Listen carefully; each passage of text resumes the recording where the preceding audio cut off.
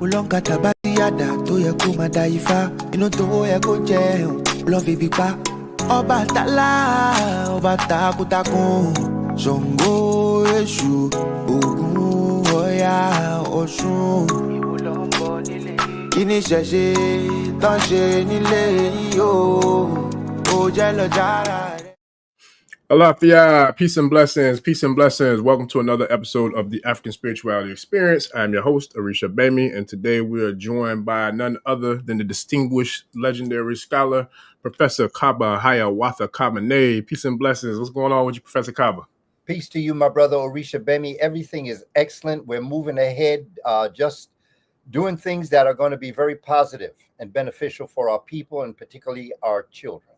Yes, sir. I appreciate it. Appreciate it. Look, and before I even go any further, man, I got to give a strong shout out and strong salute to you, man, because the last time you and I did this in this capacity, man, I feel like I got to give you a whole lion's share of the credit for sending this channel through the roof, man, because if I'm not mistaken, last time I saw it, I think the last one we did was like 60-something thousand, had checked it out.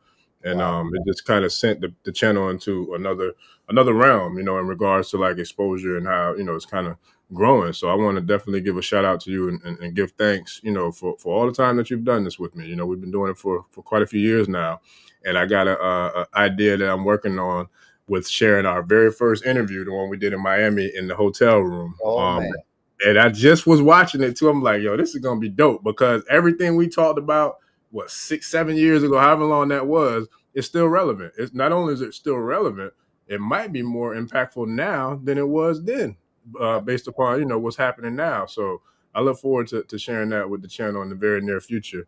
And you know, I give thanks for, you know, for all that you've done for me and my journey, and not just for me, for myself, but also for, you know, the people who are community members and those who are loyal listeners to the African Spirituality Experience. So with that, I definitely want to give a shout out and a salute to you, you know, for all that you've done, not just for us, but for the culture.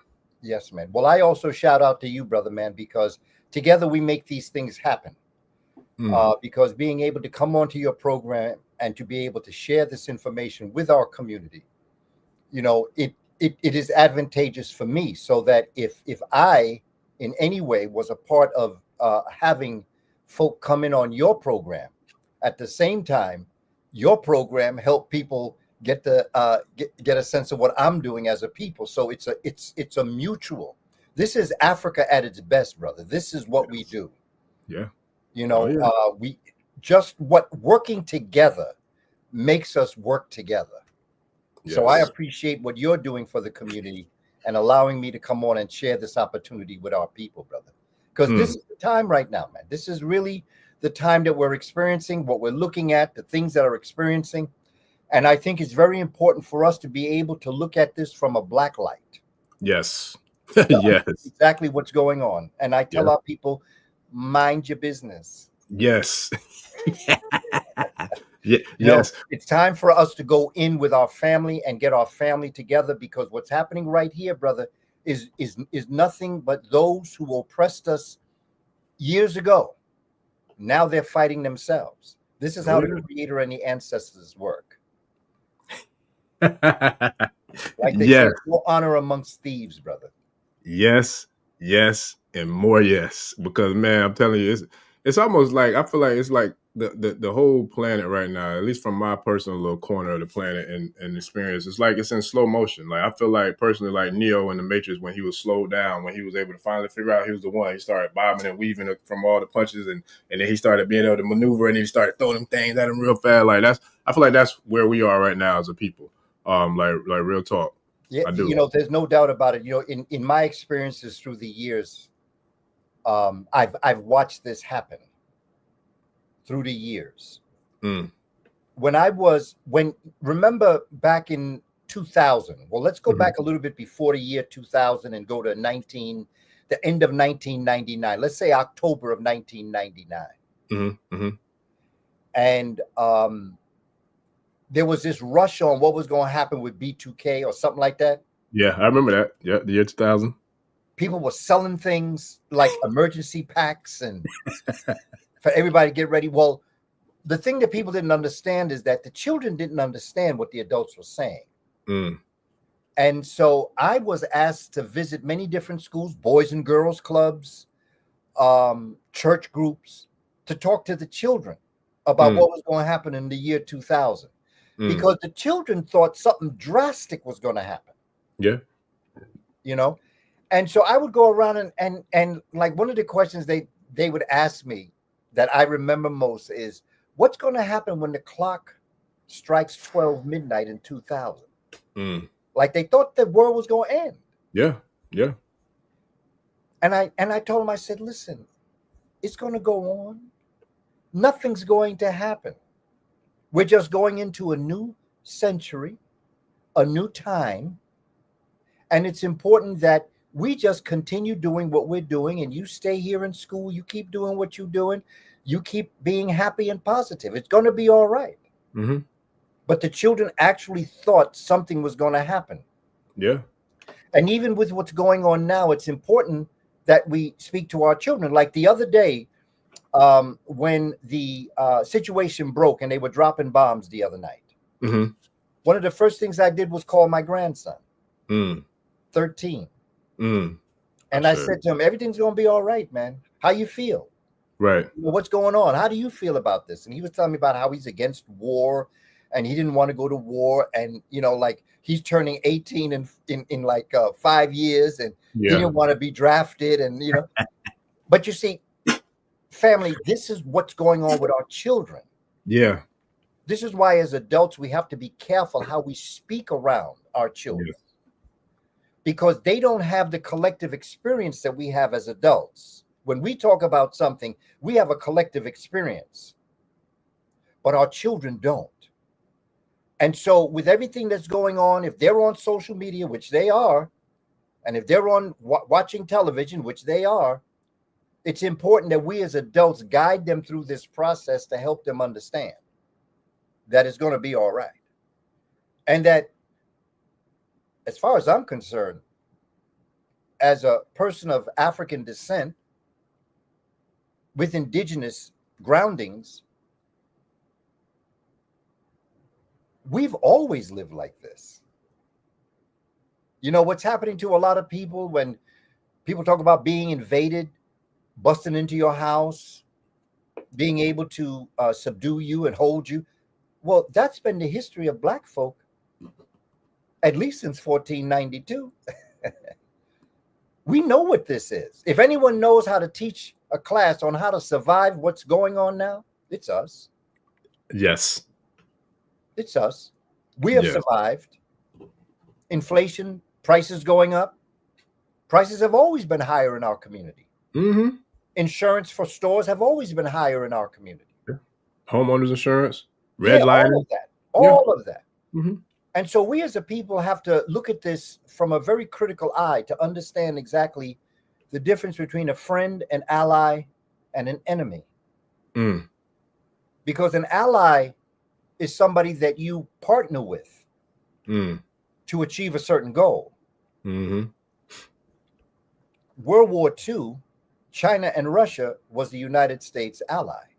And the enemy was Germany, Italy, you know, Germany, Italy, and well, Spain was for a while. Was it France too? Huh? Was France one of them too? No, it was Germany, Italy, and it was Japan. Oh, okay. After the war, Germany, Italy, and Japan became our friends, and China and Russia became our enemy. So just because someone's your ally doesn't mean that once the deed has been achieved, that they're your friend or your ally anymore. And I think for us as a people, one of our great challenges is that we've held on to allies too long.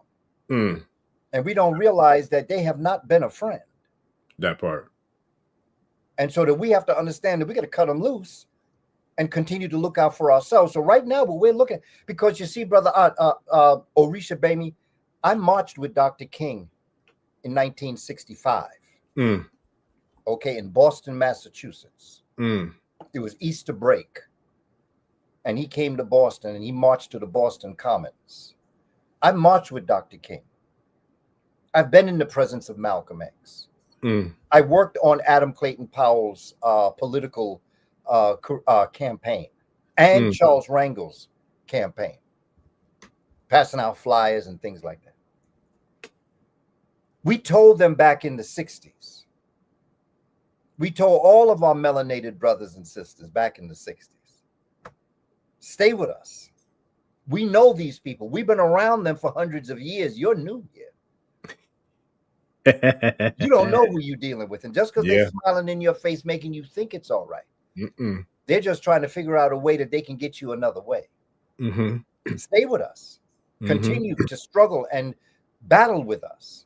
Yeah. And together we can make it happen. Oh, no. They thought they had it all made.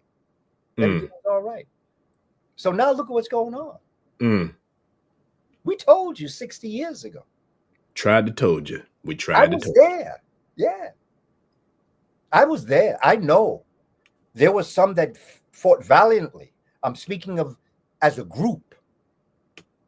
As a group. There was some that always stayed with us, always struggled with us. To them, I send regards and I understand. And I just say, isn't it too bad that they didn't listen to you? You told them, stick with us. That part. Yeah. Yeah. Now it's time to be black first. Black first. Yeah. Yes, sir. I'm sensitive to what's going on, but I got business to take care of. That's facts. But I do feel for you. I know, because I've been going through this since post 1492. Yeah. And a little bit before that, if I go back into my ancestry, when you invaded the motherland. Yeah. So we know who we're dealing with. Yeah. Oh, yeah. Maybe next time around, you'll know better. That part. Got to be more careful. That's what they say. Yeah, man. And shout out to the brother OB1111, man. He just became a grandfather tonight, man. So shout out to him, man, for the grand young king or young queen that just came back, into the world, man. We salute you and congrats on that, expanding the family and all that good stuff. Because look, that's what we came here to do tonight, is to not only expand the family, but to pour in and to coach and to cultivate and nourish and, all that good stuff with the family, man. So with that, yeah, that was a nice, warm welcoming. It's funny. Shout out to my boy Nkosi too. I saw him in the chat earlier. I remember last time we did this. He's like, man, Professor Kaba, he started all nice and slow and nice and smooth, and then warp speed. I don't know why, but I still remember that comment, man, because that's exactly what happened. So look, I feel like we're in that nice little transition, nice little, little pull around the block, kind of like a roller coaster when it, swerve around the block a little bit and it start to climb on up the mountain and then it get ready for the descent, man. That's what we, we're ready to do tonight. So with that, there's a lot of stuff going on, Professor Kaba, outside of the whole war situation and all that, which I definitely want to get into. But there's a few other things that I really, really, really couldn't wait to have this conversation, because it's you and a couple other people that I've been extremely blessed to have relationships with that I can't wait to have this conversation with as well. Because for me personally, I see there's a lot of progress with what we're making in regards to us as a people, whether it's here, stateside in America, or if it's, on the continent and, over in Africa, i.e. shout out to, the brother, the captain, Ibrahim Traore, right? Burkina Faso. Shout out to Baba Mukasa Dada, who was on the panel with us for the Malcolm tribute. He's actually, if I'm not mistaken, he might even be over there right now with Captain Ibrahim Traore. So it's like we have some very, very decorated generals and chiefs and captains and warriors that's blessed us, with our presence, with their presence here at the African Spirituality, including yourself. So with that, there's a lot of things going on that I see within our community, where you have the FBA people, the Foundational Black American section, and then there's like friction and, or I would say one-upping or, whatever. It's a lot of, to me, respectfully, it's a bunch of BS from my own personal perspective, but that's how I feel about it. But for you, someone who I looked up to since I first seen the first video of yours, I've been, a student, like even without you knowing that I'm a student, I've been a student. I'm sure there's thousands, if not maybe millions of other people who feel the same way. So with far as my research brings me, I personally only knew of humanity beginning on the continent of Africa. However, I haven't done enough research to do any debating or to do any, you know what I'm saying, any type of debunking of anything that says anything further or different. So I won't even ask that question about where you feel like or where your research has brought you to where it began. But the question I would ask before that, because this one matters more to me than that one does, is hypothetically speaking, let's just say if humanity did begin in America, or if there was a new development that fossils were found older than the ones that were found in Africa, right? And they were, of course, they were of a melanated female, regardless of where they're found. But my question to you is, regardless of where or which continent humanity began on, why would there be any type of forward or positive notion of us beefing with or having any friction with brothers and sisters from the continent, regardless of where humanity began? Like, what would be the purpose of us not being willing to be united with those brothers and sisters from the continent, being those of us who are from or who were born here in the continent of America, or I should say on this side of the water? Well, there is no reason except we haven't grown up. Mm. We are still in the process of maturing as a human family. When you talk about the different stages of the human family going through and coming up out of life's history, in my research right now, my research, beyond a shadow of a doubt, with the preponderance of overwhelming evidence, life started in Africa. And life started in Africa for many different reasons. And because wherever life started, there would have to be, between the humanoid or the human being, there would have to have been a very strong relationship with the Panjids or the gorillas. Because bone for bone, muscle for muscle, outside of just a few differences, apes and humans are exactly the same. Muscle for muscle, bone for bone, organ for organ, the exact same. So that if wherever life started, you would have to have seen an evolution of the Panjids in the same place. And the only place that we have that is in Africa. Now, people have their own views towards the idea of the relationship, the connection between the gorilla, the ape, and the human, the chimpanzee and the human. But I don't have that type of problem, because when you look at things from science, we don't put the types of limitations on nature. I mean, who think scientifically. We don't put the limitations on nature that some people do when they are immature in terms of their wisdom and their knowledge and their look at the world and understanding nature and our relationship with nature. When you go into the DNA, when you go into the chromosomes, humans have 23 from both parents, 46. Apes have 48. And what happens is that you have to study the science to understand what a telomere is in your chromosome. And you'd have to understand what a centrosome is. And you go back to chromosome number 2 in the human. At one time, we, known as hominid, we at one time also had 48 chromosomes. But 2 chromosomes came together and became 1.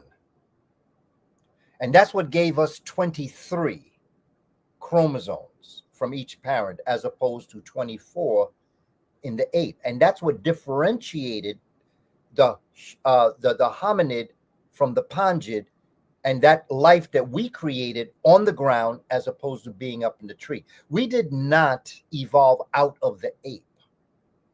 The ape and the human have a common ancestor. And that some people call it Ramapithecus. I don't care what you call it, as long as you know that it existed. But when that Ramapithecus split and some of the Ramapithecines came down on the ground, developmental changes occurred. And that's what developed us into who we are, because when we got down on the ground from being up in the tree, a number of things had to start to happen. And those things that happened changed the structure of the way in which our head was shaped. For instance, if you look at an ape, you'll see that they have a slanted forehead.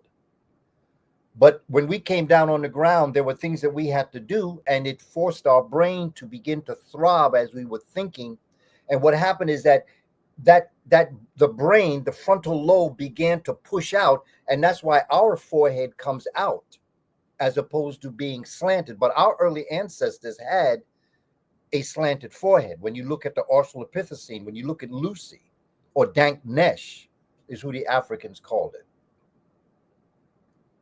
And so there's a common ancestor that brought us into existence, and for many other reasons. Life started in Africa. If we had the time, and I have classes, I have webinars and webinars on the origins of the human family. In my book, Spirituality Before Religions, I talk about the development of the human family. Spirituality before religions.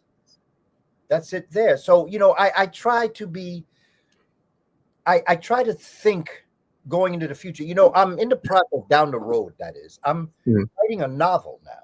Okay. I'm finishing up my last non-fiction book. And I'm going to write a fiction book about a civilization that comes to Earth that has been civilized for over 100 million years. And they're going to look at us on the planet when they come, and they're going to see how immature we are towards each other. Brother, Orisa Gbemi, and to the family that's on board here, we have people starving. We have people who don't have proper clothing, shelter, safety. The money that we're spending on war. If we were a mature group of people, we would spend our money wisely on what could bring forward other human beings that can contribute to our planet. Why are we acting like this? Look at what we're doing to each other. Not just as intercultural groups, which means other cultures, but even within the groups themselves.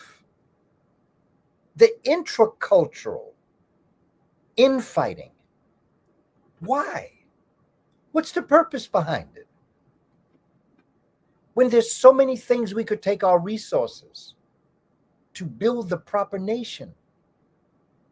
Now, this civilization that I'm thinking about, 100 million years they've been civilized. People talk about us being civilized maybe 4 million, 5 million, 6 million. It's longer than that. But imagine being civilized for 100 million years. Imagine where they would be according to their own life's history compared to where we are. They'd look back at us and say, we were like you 95 million years ago. We haven't thought like that about each other for over 95 million years.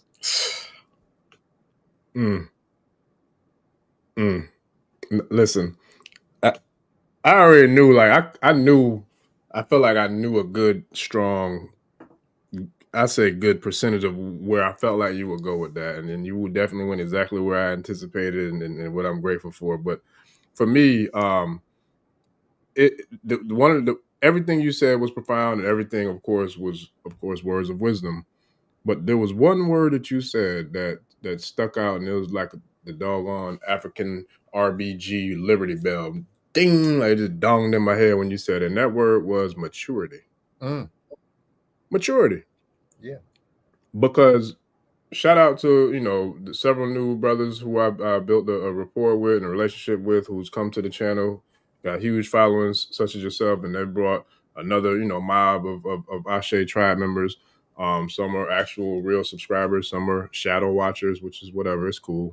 But the fact of the matter is, I found myself answering the question or having to respond to comments about which place it began at. And from the very beginning, the first thing in my mind that I didn't speak, but subconsciously, the first thing that popped in my mind is you are immature and you don't get it. You don't get it. And I really want to use some expletives because I want to speak my heart, but I out of respect to keeping my cool and not letting my passion get the best of me, I'll keep it clean tonight. But in my mind, I'm just like, why does it matter? Okay, let's just say it did begin in America. Okay, America's my mother, Africa's my father. Okay, because either way it goes, you got two sides, two contributions from two beings that came together to create you. So I'll be damned if there's a person on this planet that can say that not one of their parents has anything to do with the continent of Africa. I don't see where that's going to happen scientifically, whatever, anthropologically, whatever. And even if it did, okay, cool, because I don't have a problem admitting when I'm wrong. But I haven't took the time to do the research, nor am I going to, because for me, it's irrelevant. It doesn't matter. Because what does matter is I'm about raising the consciousness, the frequency, the elevation of empowering and education, giving and distributing upliftment of our people. And fact of the matter is, I don't give a damn what continent you came from or which one you on. If you're here to get this food for thought, I'm cooking up the pots. And if you're here for anything else, then this is the channel that's not for you, because I'm not going to entertain that BS. You know what I'm saying? Like, to me, it's really immature, it's childish, and it's divisive. I don't have time for that.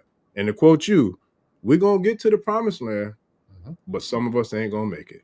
So the ones who have that division and that inner self-hate or whatever you want to call it, but if you're moving out of a sense of division, you ain't no better than the enemy that we're in the process of conquering. So if we're looking at 1804, you are the collaborator that I'm looking at. We're going to get you up out of here because you're not going to add to the solution. You part of the motherfucking problem. Excuse my French, but you are. And so therefore, Brother Orisa Gbemi, again, thinking as a civilization that has existed for 100 million years, I still love them. And I know that they're hurt. And they're hurt badly because the only reason why you come at somebody emotionally angry or upset is not because of a hang-up I have. It's because you got a hang-up. And you're insecure in your belief system. And what you have been taught, you're rejecting. You're rejecting everything. You're rejecting it because you know what you've been told is not the truth. However, I don't know if you know what the truth is if you tripped over it. And so it becomes important that we come to our people with a sense of love and respect and honor. But at the same time, understand that what I am simply asking people to do who have their own origin theories,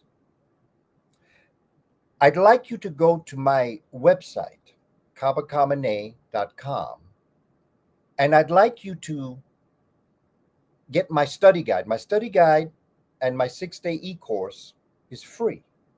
All you do is you put your email in the slot, and the first day of the e-course will come down to you, and so will the study guide. 44 pages.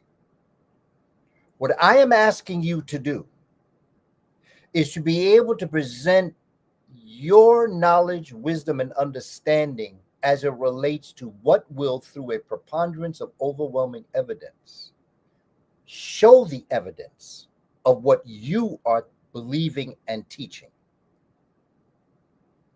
And when that happens, I will put my information on the table, and you put your information on the table. And as scholars, as brothers and sisters, let's chop it up. This is not personal. I'm not angry. Knowledge and wisdom is not an emotion. There's a passion that you presented. Yeah. But there's evidence. And this is what my brother, Dr. David Imhotep, used to always tell me when he wrote the book, The First Americans Were Africans. He used to say, I'm not into truth or facts. I'm into evidence. Because truth and facts can change. Yep.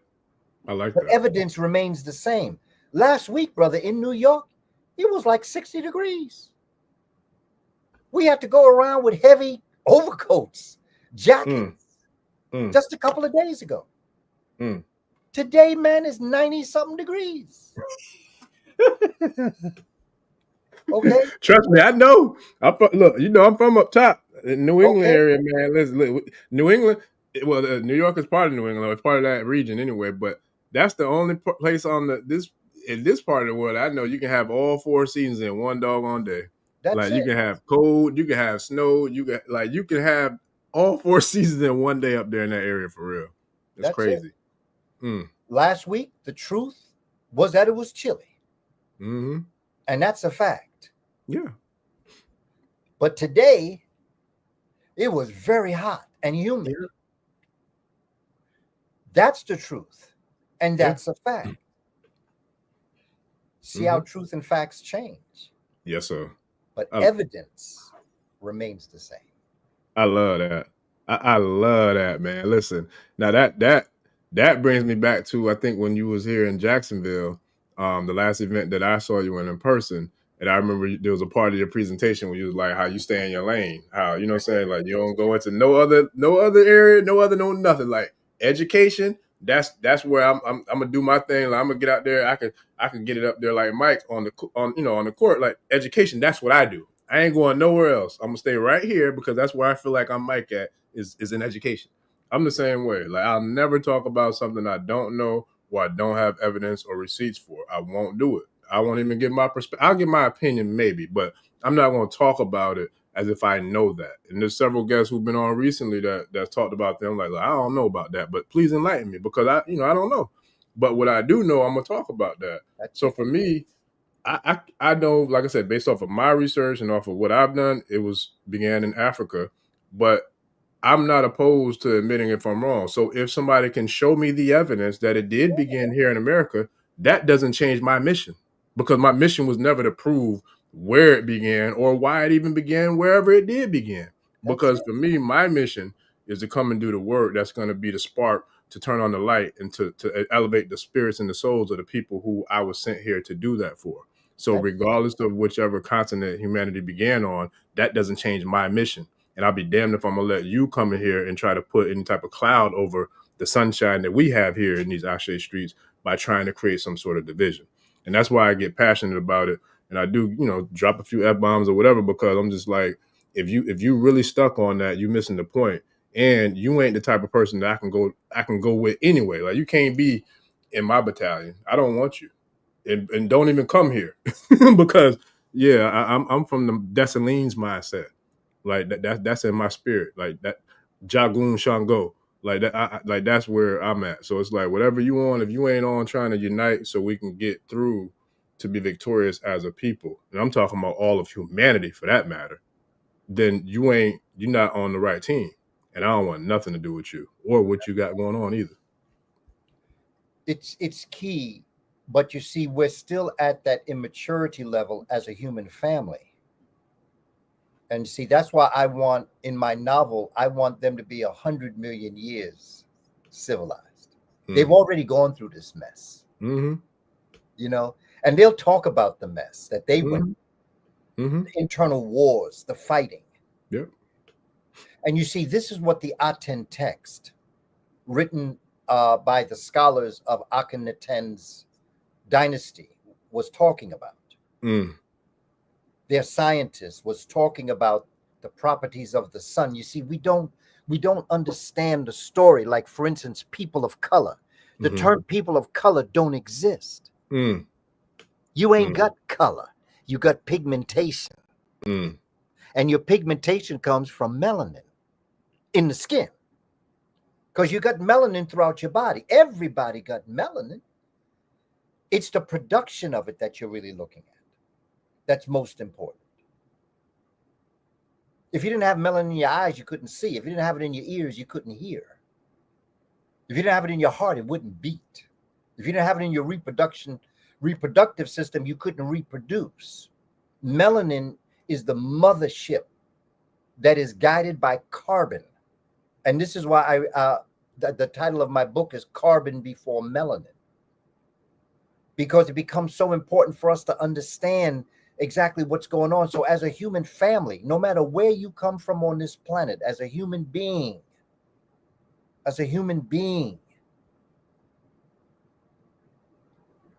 we're all the same. And it's dumb for us to be fighting like this. It makes no sense whatsoever for all the things that we should be doing health-wise for our people, to be able to have them eat the proper diet. We should a long time ago stop putting all them dyes in our food. All that sugar, all that sodium. Long time ago, we should have done that. But you know something? When you're 100 million years old, you see things that 5 million year old people don't see. You haven't gone through those trials and tribulations to understand that we are on the brink of a climate disaster. We worried about how we're getting along with each other. I'm going to tell you something. This climate is going to take us all out. Just climate change alone, our children should be on study teams, studying climate and what they're going to do when they mature into their adolescence and their adulthood, as to how to deal with the fact that we have a warming trend. We still tripping over the fact they're saying, well, humans created the warming trend. No, this warming trend was always coming. We just made it worse by polluting the planet. That There's part. always been a cooling trend and a warming trend. Black folk been around so long, we've been through both. We've been through these cycles. We watched a rich green area become the Sahara Desert. We watched rivers dry up in Africa. And then we saw rains come that brought the water back. We've gone through the cycle of life. But the Indo-European is no older than 8,000 years old. So how do they know? But the real question is, why did we let that happen? Because we were the masters and mistresses of the world at one time. That part. But this is like the child that took over the house and telling the parents what to do. We know this country was saved by a black man. This country was saved by a frail, slender man that looked at the earth and was so in touch with nature. He saw that the Indo-European, the European in particular, had what's called a cash crop. They would only grow one thing: cotton, tobacco. And in so doing, he depleted the land of its resources. It's called photovoltaics in science, where you have a bean and a squash and a corn. And as you grow each one in each season, the growing of the corn replenishes the land so that the bean is growing better. The bean grows so that the squash grows better. And so there's a cycle of nature that your produce of what you're producing in the land, what you're growing in agriculture, replenishes the land, and it brings electricity. Photovoltaics, what electricity brings. When you did a cash crop, all of a sudden you deplete the land because you're only growing one thing, and it's taking all of the nutrients out of the land.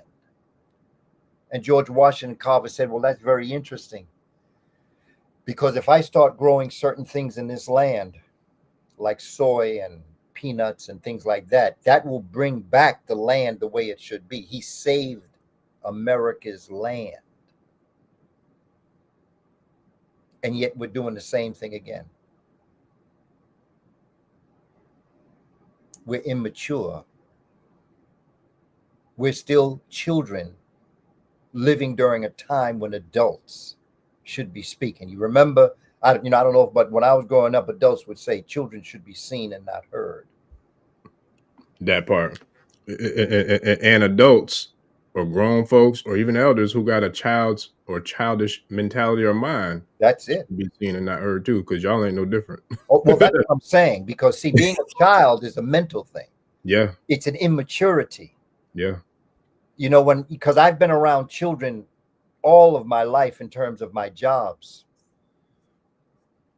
And the thing is that children have not, like when I was talking earlier about talking to children about what's going on now, they don't have the collective experience to be able to put things together and critically analyze. Right. So what they see is right in front of them, and that's what they judge. But as an adult, as a mature adult, you see things from a wide spectrum. Mm-hmm. I always tell the story about that you're walking in the street and you come upon a two-way street. Cars are going in both directions, and there's an incident that happens in the middle of the street, and you want to know what happened. And you have a person on corner A, corner B, corner C, and corner D. And I always ask the question, if you want to know what happened, who would you speak to? Some people would say, well, I speak to corner A, the person on corner A, because the accident happened close to them. Some people would say, well, I would talk to the B because they're looking at it from their angle. The answer to the question is, not only would I speak to A, B, C, and D, but I'd also speak to the people in the middle of the street that had the accident, because that way you have a holistic view of what happened as that incident occurred. But when we're studying our history, and we're studying our history from a European perspective, you're only talking to one person. You got to talk to all the people that were involved in order to have the full view of the incident itself. Right now, we are depending on one person's view to know what happened. And they showed up on the corner late. So they weren't even there to see the incident. So how are you going to depend on them? Maturity. You must be mature. And to be mature means that you must be balanced. You must be truthful. You must have harmony, righteousness. You have to have certain characteristics. And that means that you must be on the road of Ma'at. And this civilization is not there. And for as long as they're running things, they will only create their own destruction. But the question is, what are we doing to get ourselves together? Because we are going to get to the promised land. That part. Some of us ain't going to make it. That's the way it is. And all things that happen to innocent many times suffer for the guilty. That's what sacrifice means. It's a sacred event that the innocent many times must give up their prosperity in order for the group to be able to be prosperous. It's unfortunate, but it's just the way it happens. Yeah. You know, when you have cancer, not only do they cut out the tumor or the dead cells, but they tend to go around that cell, even with the living cells, and pull those living cells out for fear that those living cells may have been compromised by the dead cells. And so even with cancer, some of the living cells must be sacrificed to save the whole person. That's deep. That's real deep. Because, oh man, yeah, because there's so many different ways I can go with that too, in regards to like how deep that is. Because when you're talking about sacrifice, a lot of people I don't think a lot of people can attest to the different dynamics of what a sacrifice is, right? So I think one of the most historical known internationally sacrifices is the sacrifice of Jesus, you know, for the sins, right? So, but we know because we've covered and we've already been in detail about that whole Jesus story on this channel, and you were one of the main progenitors of bringing us that whole historical astrological, you know what I'm saying, like the way you tied it all together from the cosmic level to the planetary level to even to the level of knowing thyself. We've covered that here. I'll send the links for those who may be new to the channel, and I literally just did that, I think yesterday. I had to share that same, I think it was Spirituality Before Religions episode that we did where we broke that down, where you broke that down. But that's a real thing. But a lot of people are so quick to look at or judge or criticize other people not knowing the sacrifice that they've made, right? So I thought about going into the Yoruba Ifa culture and spiritual system and practice when I wanted to speak about sacrifice, but instead I'm gonna pivot and call an audible on the play, and I'm gonna talk about the nature of human sacrifice, and not so much in the phase of sacrificing the actual person's life, but more so about what a human sacrifices for other people to benefit from aspects of their life. So I had a comment today on the channel from somebody that I didn't see them, so I might have offended them with my comment, but it is what it is. But they were complaining about the amount of ads or commercials that come across on the channel.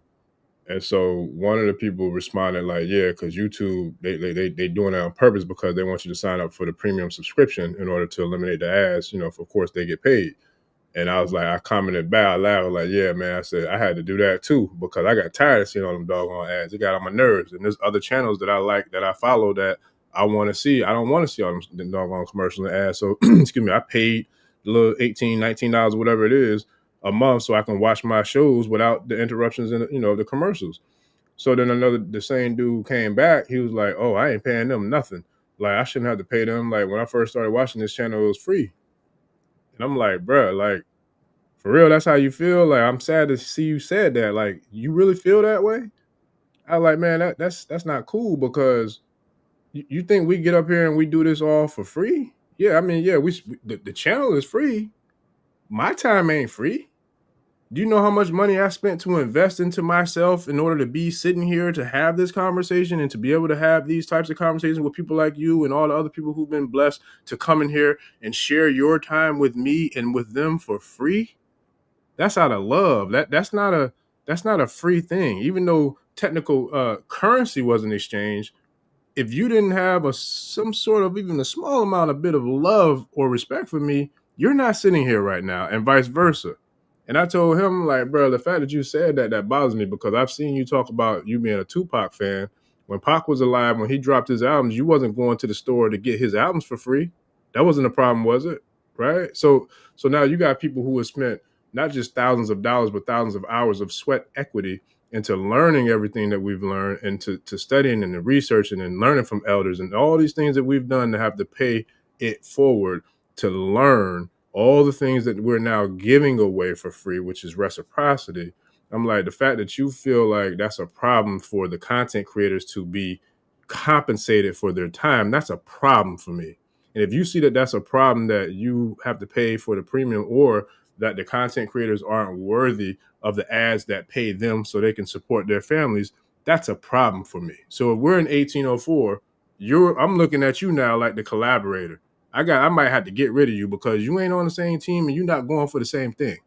And then I had to let him know, like, bro, like, the person who's coming on tonight, I bought almost every book that he's ever written. Anytime he was within 8 hours of a drive to me, I went to see him at his events. And I also let him know, like, and that's still not nowhere near enough compensation for him for what he's contributed to myself, to the community, and to the culture. So if you see a problem with an educator for being compensated for the time that it takes for them to nourish and cultivate and educate the people that they are educating and empowering, then the problem's not with me. The problem ain't with the channel. The problem ain't even with YouTube. The problem is with you, because you feel like you're entitled and you should be giving everything for free. You didn't sacrifice a damn thing to get all this knowledge and wisdom and education and empowerment that you can receive for free, and you still complaining about that because you didn't want to take the time for the ads that's compensating and paying those who sat here to create that content for them to be able to be compensated for their time that they exchange with the energy exchange of reciprocity. And I was like, that's crazy.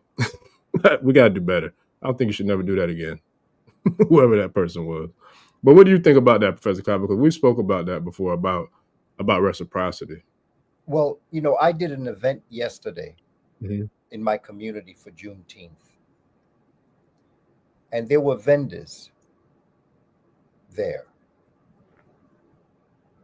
And we were all community. And what I was saying to them is that these vendors should go back home with nothing. You should buy everything that they have. They're all small Black businesses. And when they have events, they've chosen to be with us. Like, there was a brother that had some phenomenal t-shirts.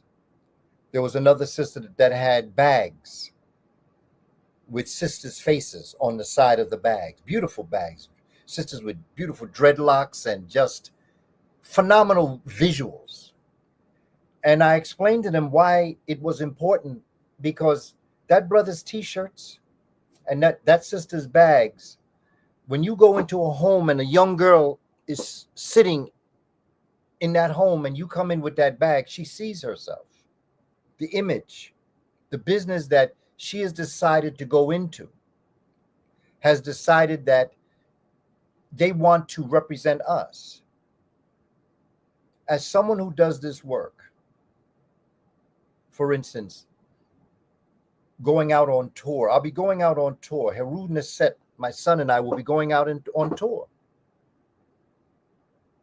And normally when you go out, you are compensated for whatever it is that they'd like you to do. But there are many times when I go out into a community, like when we were in Florida, Mm-hmm. when we were together, there was no charge for that. Yes. Yeah. Yep. In Miami, Okay. yeah.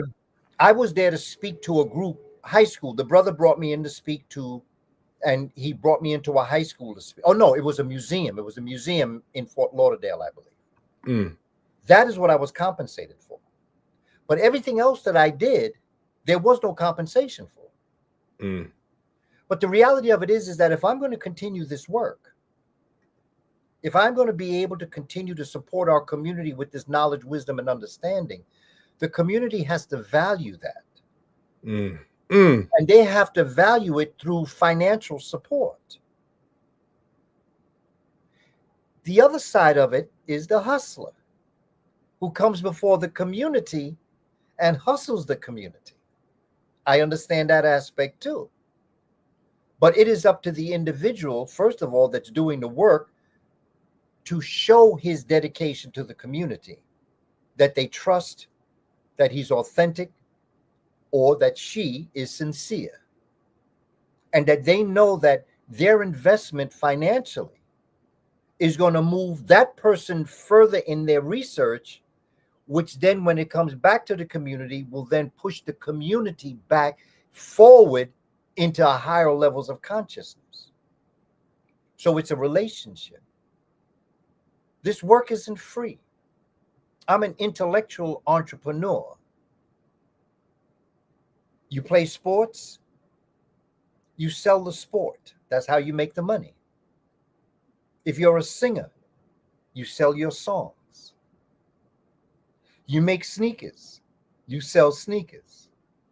You bake cake, you sell your cakes. I sell information. And so that it becomes important that people understand and respect, but then it's up to us to respect. We must have trust that when you support me, I will be able to go into a community, do what it is that I was brought in to do, but I can also do other things in the community where there will be no charge. And it is through the support of the community cash apping me or purchasing my books or my streams on my website, things like that, that give me the financial backing to be able to go in someplace. You know, they like in politics, like they'll do a presentation and all of a sudden they'll collect $2 million just over that. Overnight. And I'm saying to myself, like with the documentary that we're bringing forward, Negus in Kemet, Mm-hmm. I have 171 followers on Facebook.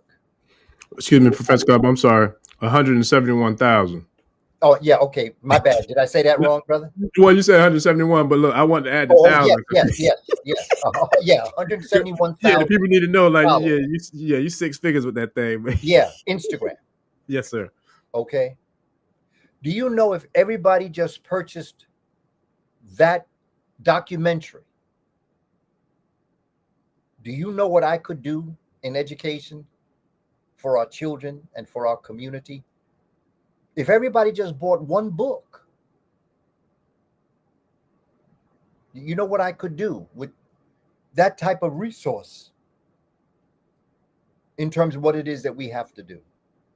The work that you're doing, Orisa Gbemi, it has to be financially supported. That is the means of getting things in place. Yeah. Good intentions have its place, but it don't pay the rent. It doesn't allow you to do the work that you're doing. Time is resource. That's why we say pay attention. Yes, sir. That part. Time is money.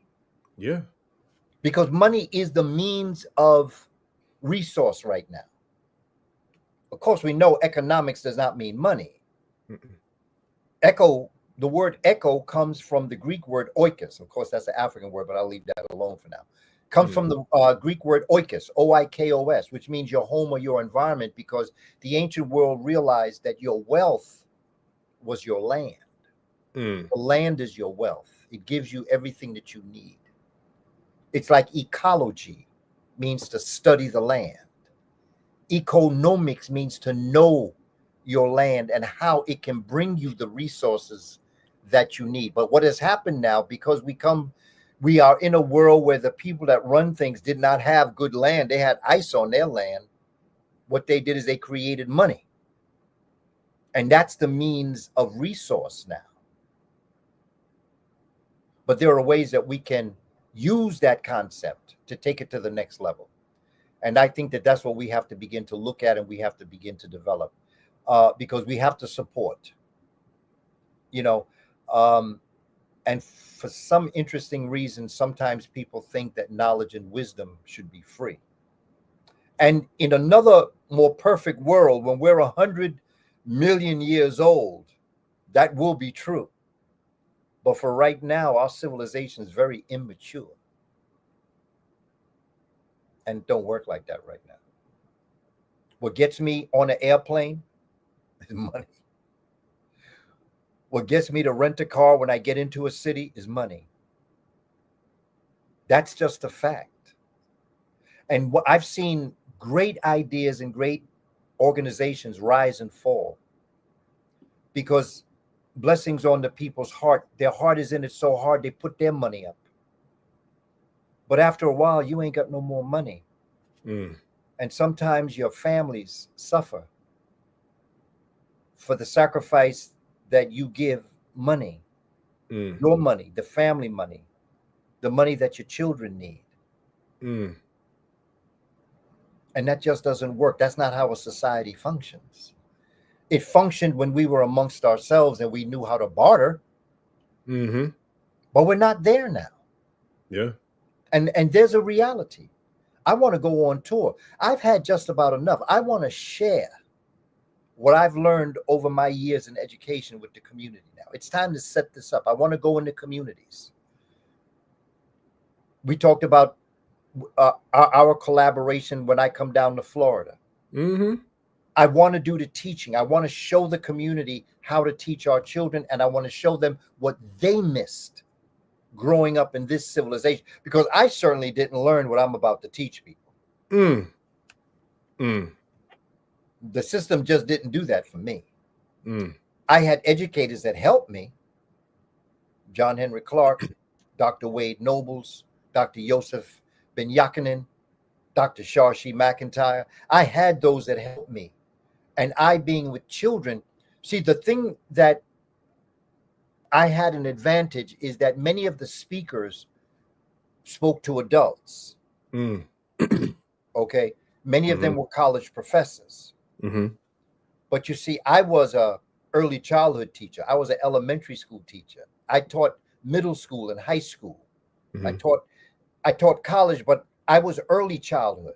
I was with kindergarten children, where I would sit on the floor cross-legged and read books to children. Okay, I had 30, 35 students at a time.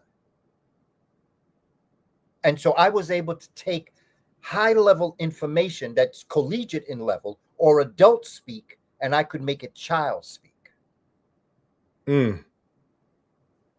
I think like a child. Because to teach a child, you got to think like a child. Yeah. If you think like an adult speaking to a child, they're not going to understand you. Why? Because they're not mature.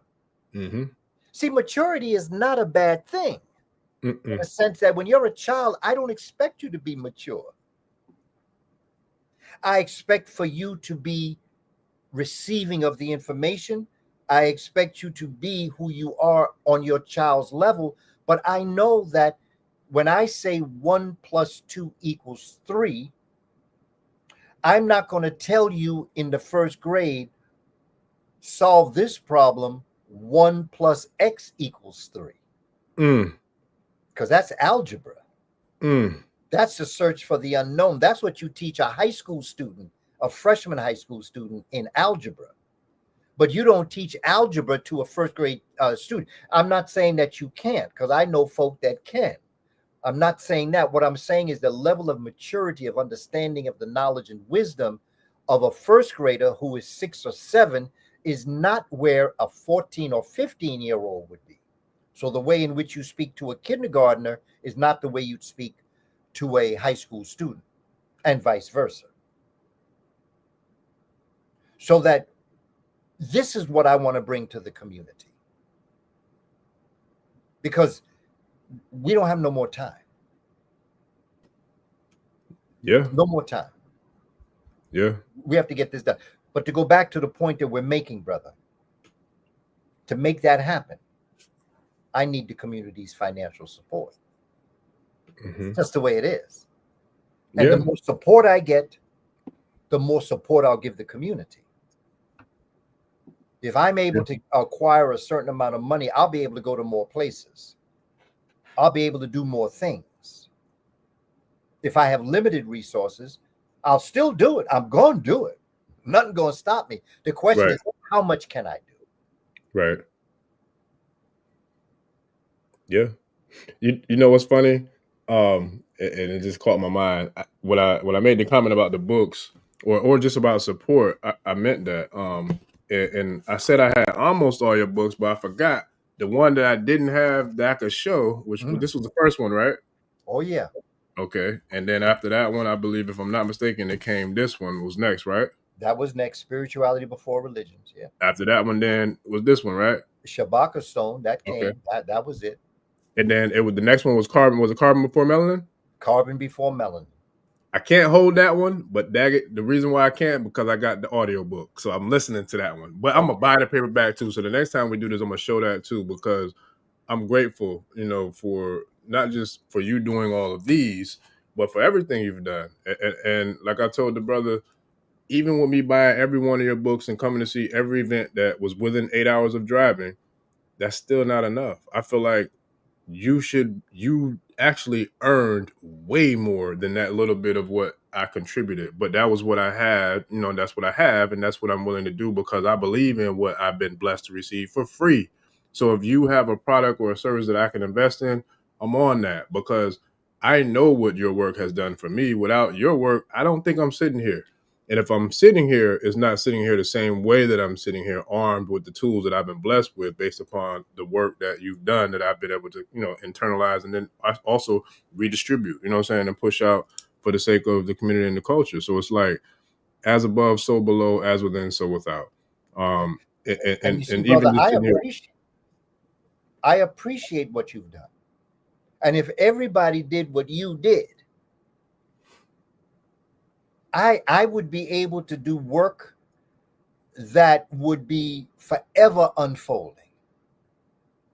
If everybody did that, if you've already showed those books that you have got, if everybody did that feels that, because you see, I don't write because I'm a writer. I write because I have something to say. This next book that I'm writing right now, Who Were the Moors Before the Moors? This is the 5th and final book in this series. And I will have finished it by the time I go out on tour in 2026. Because all of my books lead, when you showed Professor William Leo Hansberry, okay, that book was an intellectual libation to William Leo Hansberry, who created the first Department of African Studies in 2022 at Howard University. The trials and tribulations that brother went through go beyond, when you talk about sacrifice, what that brother did, and the people that came at him, and yet he was able to move forward and continue his work. I had to do libation because, it is our culture. And I know that through the Orisha, you pay homage to those that came before you set out on your journey. Yes, sir. Because they say, if you do not call to the ancestors and you perform, you're performing alone. I bring the ancestors everywhere I go. So I started my writing journey with a salute to the man who really embodies a lot of the things that I'm attempting to do in terms of curricular writing and staff development. The second book was Spirituality Before Religions. But that book I wrote in order to make the next book, Shabaka Stone, easier to understand. Because in Shabaka Stone, that's where the Abrahamic religions came from.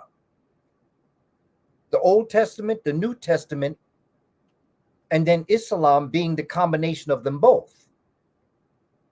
That's where those holy books came from Shabaka Stone. But in order to understand Shabaka Stone, I wanted to lay out all of the different types of writings, the pyramid text, the coffin text, the Memphite theology, the Aten text, the Book of the Coming Forth Today by Night, and Shabaka Stone. I wanted the community to understand that writing style in order for them to understand the deeper piece, which I was going to present in Shabaka Stone. So spirituality before religions was meant to get the people ready for Shabaka Stone, which was the origin and continuing development of the cosmic universe, because that's really what religions are about. It's about resurrection of the soul. That's really what spirituality is about. It is about the search for the way to live your life while you're alive in order to inherit the kingdom of heaven, which is or was called a mentor. And that's science, by the way. Science. Yes, sir. Energy cannot be created nor destroyed. Each and every one of us has always been around, will always be around. There's no such thing as death. Death is nothing but the doorway to another room in the temple of eternity. And conception is the beginning of the process of birth, which is also a door. And this is why I think you spoke about a brother that had a grandchild. Yes, sir. Yeah, one of the brothers on the chat tonight. Yeah, there's a book titled Kindezi, The Art of Congolese Babysitting, written by Dr. Fukia. And he talks about the relationship between the grandparents and the grandchildren. Because in the African tradition, during the day when the adults, the working adults, would go out to do what they were doing to keep the community going, the grandparents watched the grandchildren. But there was a spiritual aspect to it also, because the children are fresh from the ancestral line, and the elders are on their way back to the ancestral line. And so the relationship between the grandchild with the grandparent was taking the child through the process of how to live their life to get to where they were. And the grandchildren were reminding the grandparents of the ancestral line that they were about to go back to. And so the relationship was far more than what people think. Oh, I got to take care of my grandchild. No, you got to find out what the ancestors are telling you, because they're the new messengers. They're here to give you the message of what you're going back to whenever you go back. And you're here to let them know how to live their life so they can prosper to be in their position when you become an elder and you're on your way back to the ancestral line and your grandchildren are coming through. And so I always recommend that book to understand the spiritual aspects of what you're dealing with. You're just not taking care of your grandchild. It takes a village to raise a child, but it takes a child to raise a village. Yes, sir. I love that, man, because I promise you, like, I must have said that like 3 times, at least 3 times this week, in regards to the cycle of life, and like how I've been truly blessed with having a great connection to elders and to babies, to children, you know, because I'm not sure where the gift comes from. Well, the creator, of course, but I'm not, sure how it all worked out. And I was blessed to have this hand, but I'm grateful for it. But literally in a consultation, I think it was on Sunday, I was sharing, excuse me, that same exact metaphor, or the same exact comment that you just shared in regards to the elders. They're heading back to the ancestral realm, and the babies just came back from the ancestral realm. So for me, like, I've always been grateful, to be blessed with having the ability to, or I should say the gift of being able to connect, with elders and with children, but also with people with special needs as well. That was one I never really knew until recently, within maybe like 5 or 6 years ago. I didn't really know why I was drawn to or had a connection with people that had special needs. But then as I furthered my journey in the Orisha and the Ifa spiritual system or practice, I realized that the deity who supersedes my Ori in my head is Obatala, who in the Kemetic pantheon would be the equivalence of Ptah, right? So he in the Ifa pantheon, Obatala, he is someone who has an affinity for people with special needs. And that's based upon his story from his origins and I'm not going to go into that because that's a whole nother episode that, you know, we could have on that conversation in regards to as to why he has that affinity for people with special needs. But I never knew personally why I had it up until I found out that I was a child of Obatala. I'm like, oh, wow, now that makes sense, you know, as to why I've always been drawn, or I've always been protective over people who, you know, would had so-called disabilities or special needs. But for me, spiritually, I've always been from the school of thought that I know the Creator created all of us, and I have a strong, unwavering faith in the universal prime creator. So for me, I'm like, yo, if a person was to be born into this world, and let's say they're handicapped or quadriplegic or whatever the case may be, they can't use their limbs, there had to be some sort of, I feel like, sacrifice that they were willing to make prior to them coming here in order for them to want to take this role, to come here to play that part, you know, on the world stage. So for me internally, I always felt like they got to be like a super saiyan like type, you know what I'm saying, super advanced soul or a spiritual being to sign up for that role, to come here knowing that they're going to be limited to a certain capacity based upon their physical experience. I'm like, you got to have a way further, you know what I'm saying, much higher level of consciousness and spirituality, or, you know what I mean? Like the way you view your existence to even sign up for that role. So there's something very special about these people, not special as in they're limited to what our beliefs of regular is, but special as to whoever they are and wherever they came from. They decided to come here to do this. They didn't just come and that just happened. Like, they signed up for that. So that always resonated with me on a deeply, deeply subconscious spiritual level. And I feel like that's the same thing with us.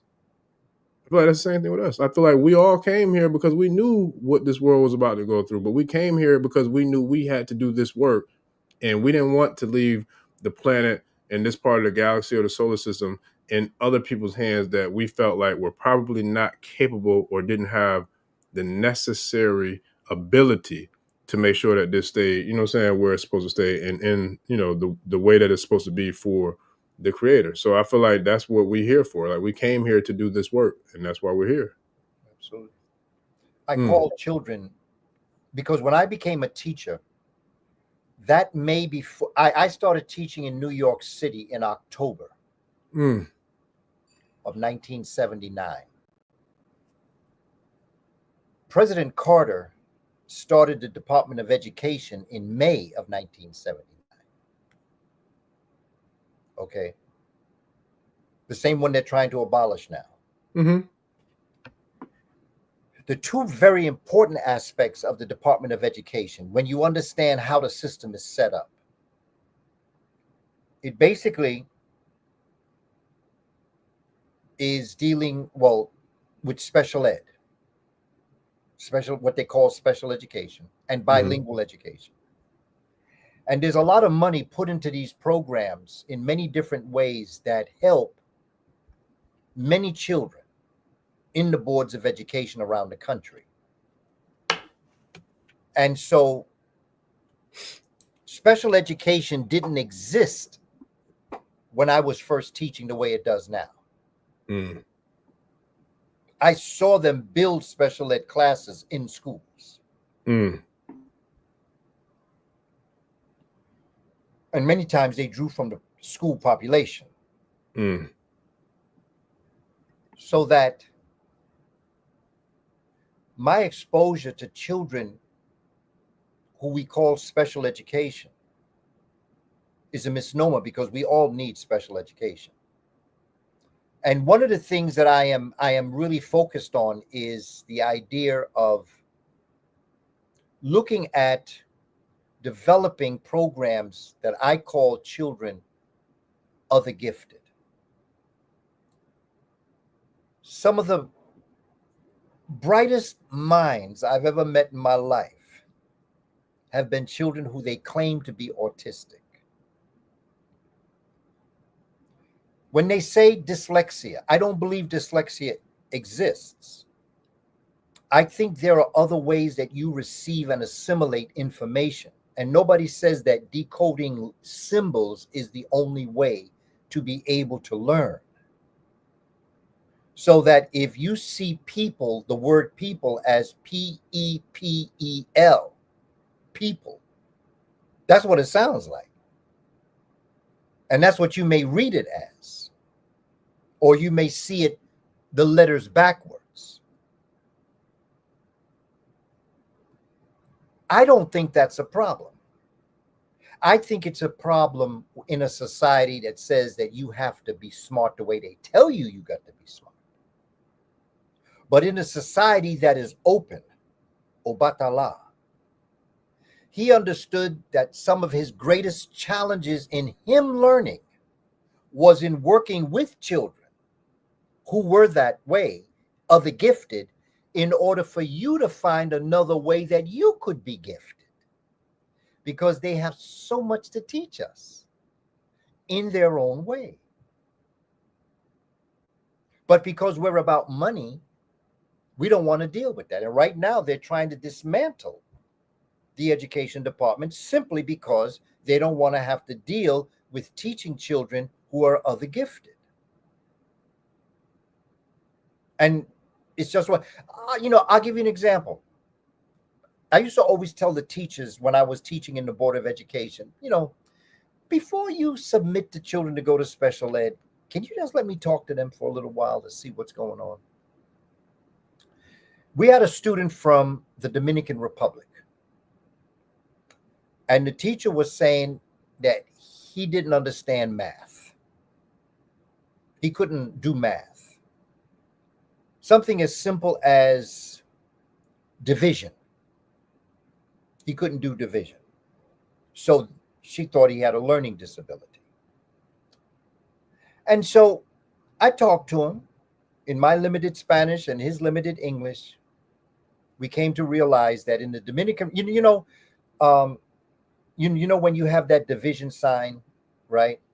And you put a 2 on the outside and you put a 4 on the inside of this little thing that looks like a little, and then you put the answer 2 on top. Well, in the Dominican Republic, they learn math the other way. The division sign is not up and over, it's down and over. And then where they put the numbers are different. So with this, once I did it the way that he was explaining, he did it when he was in the Dominican Republic, he got all the answers right.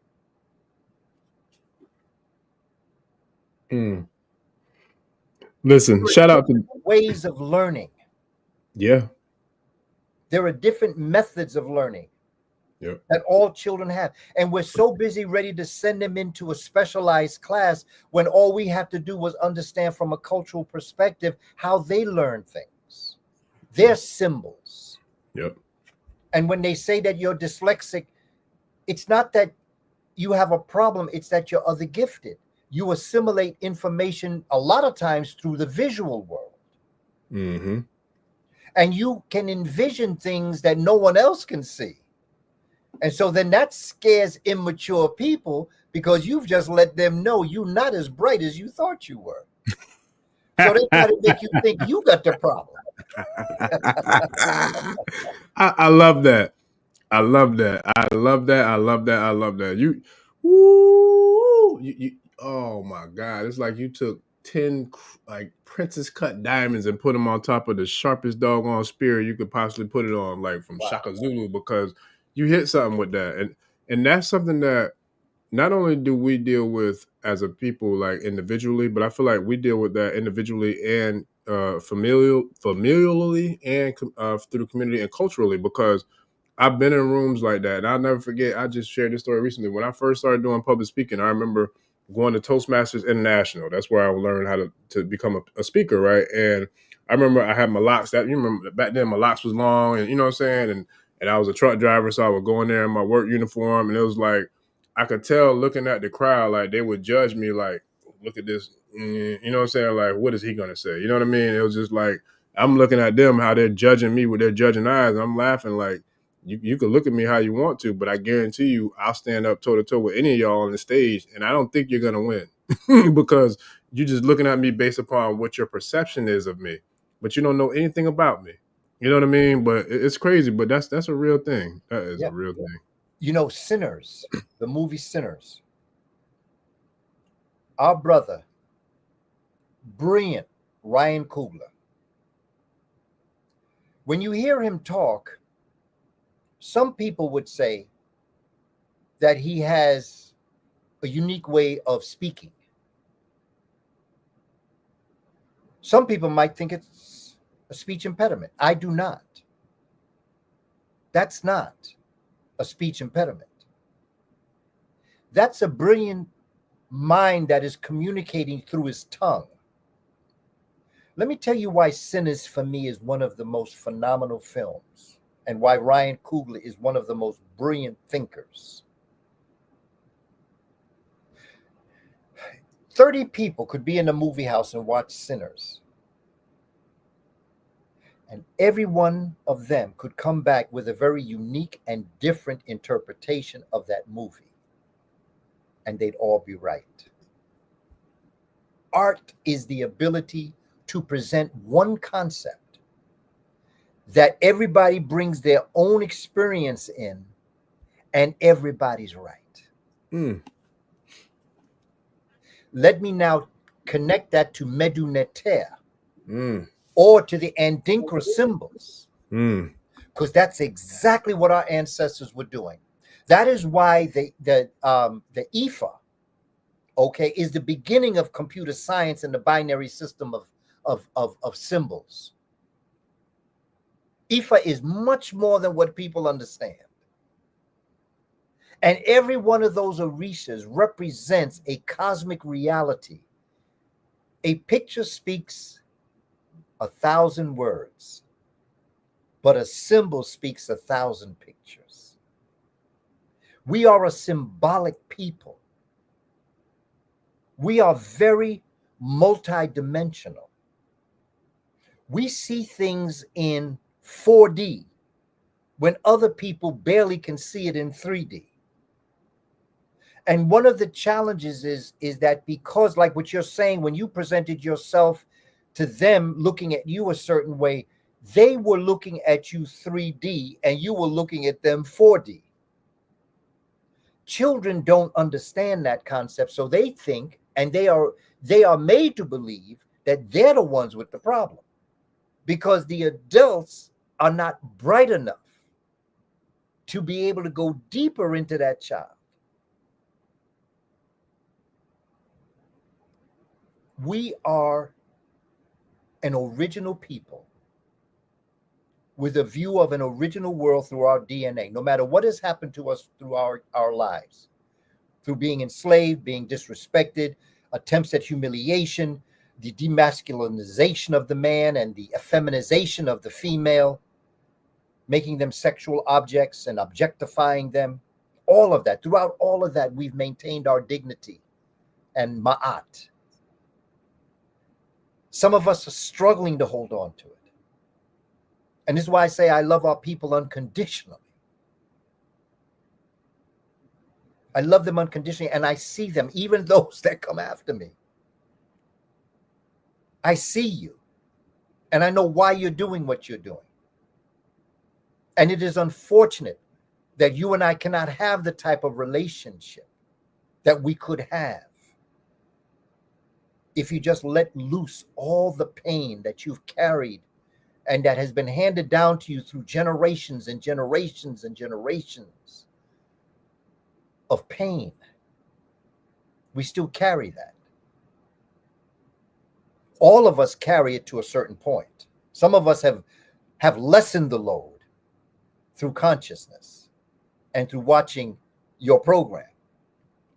Because that's what watching this does. It allows you to empty that suitcase of pain that we carry. It's a heavy load that Black people carry. Yeah, that's real.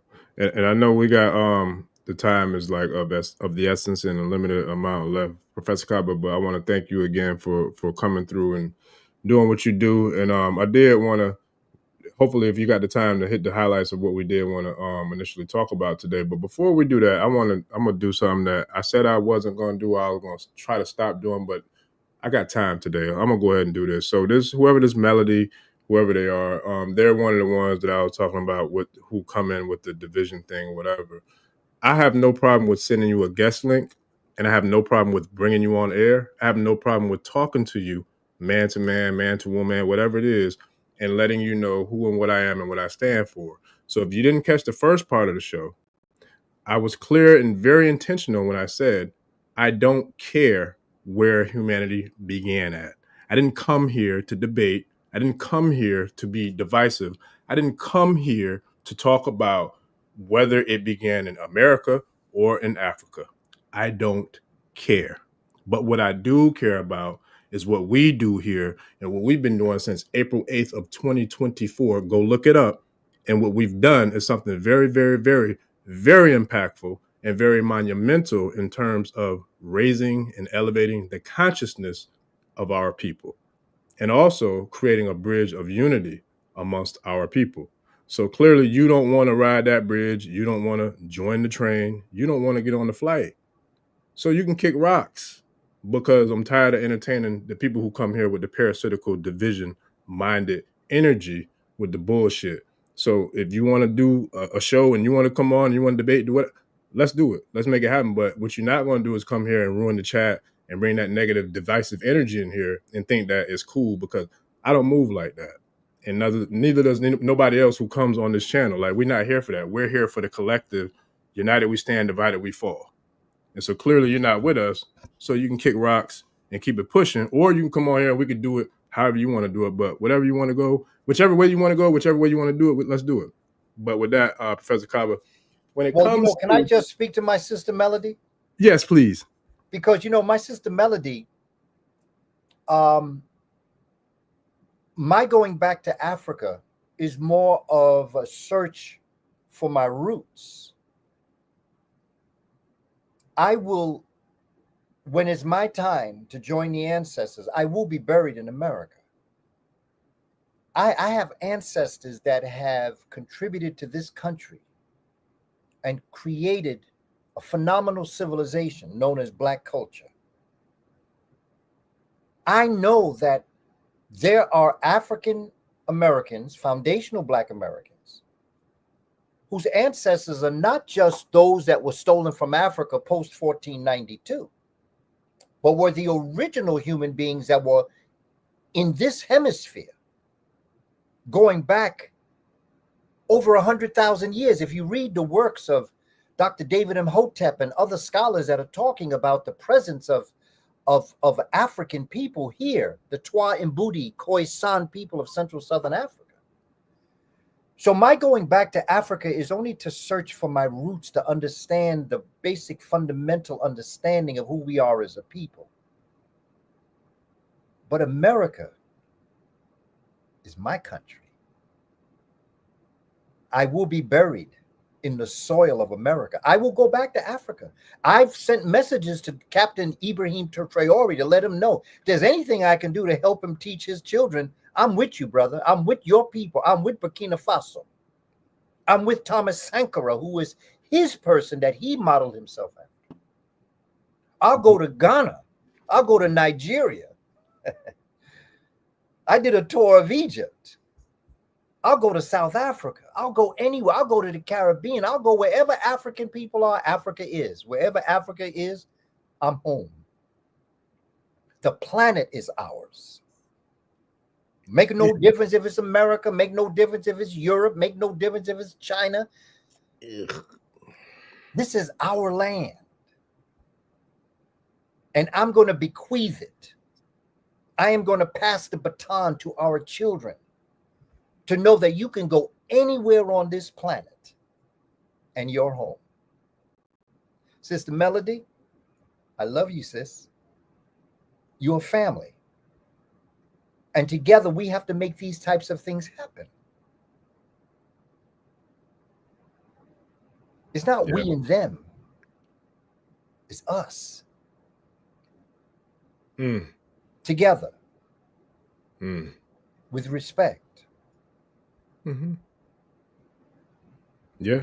And that's where that's why I give thanks with being able to have a relationship with elders like you, because you teach me patience, you teach me poise, you teach me uh the ability to move methodically and not allowing passion or emotions to get the best of you. But I ain't gonna lie, I like speaking with passion because that's who I am. Like Well, that's you know, what I am. there's two types of emotion. Okay, a negative emotion is anger. Yeah. Okay, that's destructive. Yeah. But a positive emotion is passion, Yes. and that's constructive. It's Yes. good to be passionate. I'm passionate. It's Yeah. good to be passionate. Mm-hmm. And there Yeah. are times that you may get angry because you're a human being. Mm-hmm. And anger does come sometimes when things get to the point. The only problem with anger is that you cannot be productive in anger. Facts. You can be productive in passion, Mm-hmm. but in anger you are destroying things. You're Yeah. taking things apart. Mm-hmm. But in passion, you're putting those things back together again. Mm-hmm. I get angry, but I've learned how to get out of my anger quicker and move more to passion so that those things that I tore apart, I start to put back together again. Yes, sir. Yes, sir. I Yes, sir. still get angry. I'm a human being. I get pissed. Oh yeah. And I throw around them F bombs too. I know. I heard But a the few. thing is that we're human beings. Don't tell me what I can and can't do. And what's very interesting with our sisters. People have this term, almost like just like a term. They say the angry black woman. Yep. But you know something? If there's any human being on this planet, in this country, who has the right to be angry, it is the black woman. Mm. You have a right to be angry. The only reason why I don't want you to be angry is because I know you deserve so much better when you take that emotion and create passion. Because that's what helped build our nation in this country when we were being enslaved. It was that you were able to take that anger, that emotion, and turn it into passion and build us. And we got a lot of work that we have to do. But you have every right to be angry. Yes, sir. That's facts. That's That is a facts. fact. The black woman in America has every right to be angry for what her terminology. I'm not saying the black man don't have a right either, but there's a term. They don't really say an angry black man, although they may say something like that. But they have this term like the angry black woman because you see, they know that when the black woman get angry, stuff gonna start to happen. Vaseline come out, she start taking them earrings off, and she ready to duke it out. I will kick your ass. Yes, sir. That part. And fuck around and find out if you want to. I don't That's want to it. be on the other side of that. Y'all No, do whatever y'all want to do. that's Like right. for real, for real. And Mhm. when in Spain, when the Moors were in Spain, Mhm. one of the problems that they had was that the Indo-European Muslims denied their women rights, but the black or the African Moors gave them Muslims. The women had rights, and the Indo-European would tell the African, "Listen, man, your women are a bad example for our women." Mm. Because your women run things and own land, and our women can't do that. So now you got to Mm. go and tell your woman. And the brother said, "Yeah, you tell her. Yeah. Don't tell me. You tell that sister what you just told me. So go ahead, go ahead. Hey, baby, come over here. Man, want to talk to you for a minute." Yeah. Yeah. Yeah. And see how that turned out for you. That's it. No, man, don't play. The black woman has always has she not only has sat on the throne, she was the throne. That's our set. And she is the throne, and no male or masculine energy will get access to that throne without coming through her blessings. And that is sociologically correct. One is not better than the other. One is not more important than the other. But there are certain responsibilities that men have and women have, and it's the woman's job to raise the nation. And a nation will only be as strong and as effective as the genius of the woman, because she is the womb from whence we come. Yes, sir. And this is another thing when I talk to brothers, you know, they get a little tight-jawed with me sometimes. because they're trying to prove to the white man that they are as powerful over their women as he is over theirs. But he's not powerful over his woman. He's abusive to his woman. And sisters ain't taking that. We are always very important together. We are like electricity and magnetism. Electrical currents create magnetic fields, and magnetic fields create electrical currents. That's what creates electromagnetic energy, currents and fields. One is not more important than the other. One enhances the other. And that is what built the pyramids. And that's what built West African traditions. And when we lost our way, thinking that we would control, we lost our power. Because we tried to deny our women that power. I know, you know, brothers get tight-jawed with me when I speak like this. Yeah. Because it becomes very unsure because of the society that we're living in. I ain't trying to prove nothing to the European. My woman sits beside me. She rules. This is a co-rule. Co-rule. Together. Ma'at, in balance. Yeah. With respect, dignity, and honor. And that's what's going to build our next nation. As we speak. So family, I really would like you to go to my website, www.kabakamene.com. You'll get a free e-course, 6-day e-course and study guide. You'll also get exposure to a lot of my work, my books, my streams of videos that I've done, my webinars, quick webinars that talk about teaching methodologies, and my webinars which talk about what to teach.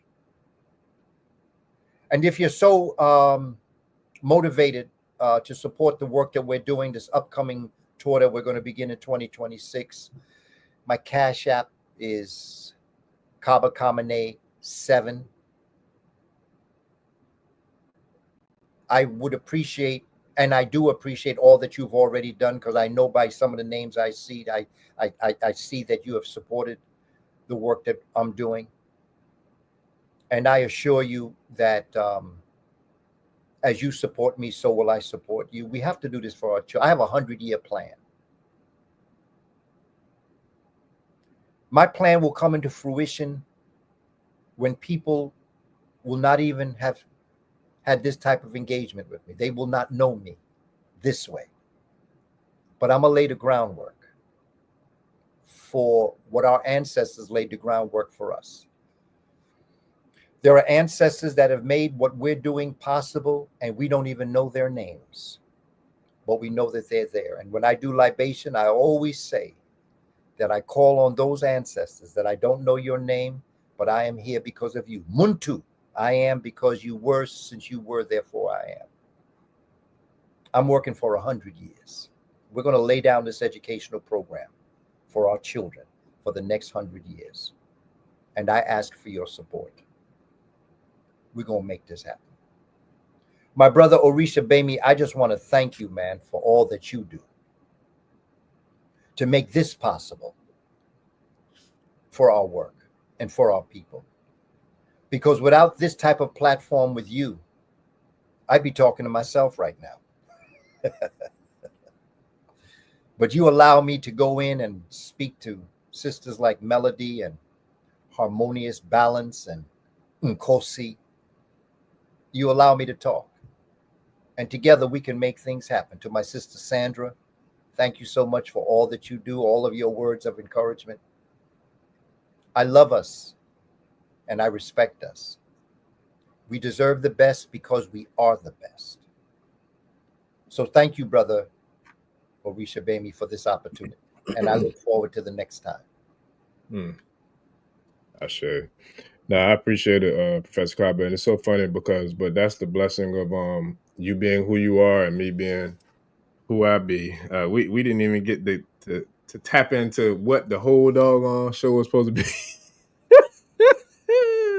what the whole show was supposed to be about and what it was supposed to be about to be. But it's like, but that's how it happens though. That's the organicness of what, energy. I feel like the last one, like I said, I remember like closing out just like we are right now. I remember I was like, man, I don't know how like all this happens, but it just seems like it kind of like energy just kind of puts us in the right place at the right time, and it's all divine. And I was like, it always seems to somehow, some way coagulate together. And I'll never forget, you was like, that's mirror. I can't say it how you said it, but you said it was mirror. And I was like, man, that's dope because, those who know, because we're at different levels, on this channel. Some people know it, a lot further than other people, we're all in different grades or whatever, but it was just so profound, like the way you broke down how the mirror, was the reason why all this took place. And then when you think about, for those who might be deeper in their Kemetic studies, when you talk about the Mer and you talk about the Mer Kaba, and you talk about what Mer is, or the Mer, what is it? Mer, what is the what you call the three pyramids? The Mer suit? Is that what you call it? Well, I call it Meru. Meru. Yeah, the U at the end of Mer makes it plural. Like we use S to pluralize, the U pluralizes. So I call it Meru. There is a more exact name for it. But Meru, M-I-R-U. Gotcha. Greeks called it pyramids, house of fire. Gotcha. We call it Meru, love of the cosmos. Gotcha. That's what's up. Now, I give thanks, Professor Kaba. And shout out to Melody, I hope I'm saying it right, Aurora. This is the second time this has happened where there was like maybe a little bit of a disagreement or some sort of friction during an actual live stream, and then we was able to bring it back home and hug it out and piece it out and keep it pushing. So shout out to her for seeing where we're coming from and giving it the time to think. Just like you said earlier when you said you get mad, but you've learned how to kind of like pull yourself down to get back into a clear focus. I feel like that's what happened tonight amongst her and amongst myself. So I appreciate you, Melody. I'm here to win. Honestly, that's what I'm here for. I'm not here for nothing else. I don't care what role. I can come off the bench. I could be the water boy. I could be whatever, the dude wiping up the sweat off the floor when the basketball players fall. I don't care. I just want to be on the team that's going to win. That's what I'm here for. And I'm going to do everything that I can to win. And I ain't going out without a fight. I'm going to let y'all know that too. I came here to fight too. Like, I ain't scared of that. But I came here to love. And so with that being said, Professor Kaba, I love you. I love the work that you've done. I love that you have taken a dude like myself, under your wing and gave me the opportunity to even sit at your feet, and study the greatness in which the work that you've done. And I know that you pay it forward to all those like the Dr. Clarks, the Dr. Benz, the Dr. Jacksons, all those who you've done the same thing with. I'm grateful just to get the opportunity to stand in line, to be able to sit here and to be able to talk to our people from a place of truth, from a place of authenticity, and a place of authority, because we know who we are, we know what we are, and we know what we came here to do. So I feel like we're going to resonate with those who are here with the eyes to see and the ears to hear. And so I give thanks to you for all that you've done, past, present, and future. And I can't wait till we do it again, man. So I definitely give a shout out to Heru as well. Heru, man, helped me out, working with me on this channel and the things that we're going to be bringing to the community in the future. And I look forward to the album, album release, the documentary release party that we're working on that we're going to be having coming up soon, family. So shout out to the Nagas and Kemet documentary, which is dope. I got the chance to check it out, man. I can't wait till we had a release party to make that thing official. So with that, man, I appreciate you so much. The words can't even really, I feel like, express how much I appreciate what you've done for me, not just myself, but for me and the tribe, man. So I give thanks to you, Professor Kaba, as always, and I look forward to doing it again, man. Keep on keeping on. It ain't over till we win. Yes, Solar sir. power is the future wealth of the planet. All power to the people. Yes, sir. That part. Ashe. All right. Well, yeah, I'll definitely be in touch, Professor Kaba, man. Like I said, thanks again. Because look, hey, y'all, Tribe, he gave us about a good hour and some change more than what we were supposed to have tonight. But, man, I give thanks, man. So, y'all, hit that Cash App, hit the website, and, hit that documentary because we'll be speaking about that pretty soon in the very near future once we can get our schedule aligned to when we're going to have the release party. But with that being said, man, I can't thank you enough, Professor Kaba. Thanks again for all that you do, all that you've done, and all that you will do. So with that, family, I appreciate y'all, Tribe. Thank every single one of y'all. We over 15,000 strong right now, and I appreciate the love, support, the comments, the shares, the feedback, everything, man. I appreciate y'all. I am because we are, and because we are, I am. Shout out to Professor Kaba and all the ancestors who paved the way for us to be here today. So with that being said, family, we'll see y'all on the next episode. We are out. I am your host, Orisa Gbemi. Don't forget to please like, share, subscribe. We'll see y'all tomorrow night at 8 p.m. We out, family. Peace. Odabu.